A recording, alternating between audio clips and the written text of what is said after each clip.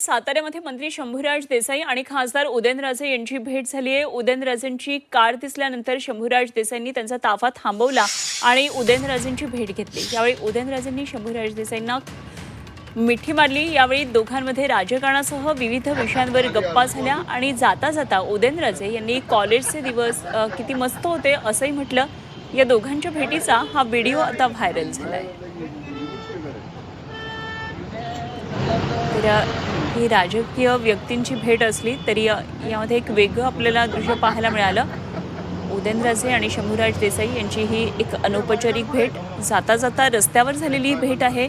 उदयनराजेंची गाडी पाहता शंभूराज देसाईंनी त्यांचा गाड्यांचा ताफा थांबवला, उतरले। दोघांची गळाभेट झाली आणि एक मित्रांमध्ये जशी मजामस्ती चालू असते जसं उदयनराजेंचे हावभाव तसे दिसतात। जिल्हा जिल्ह्यातले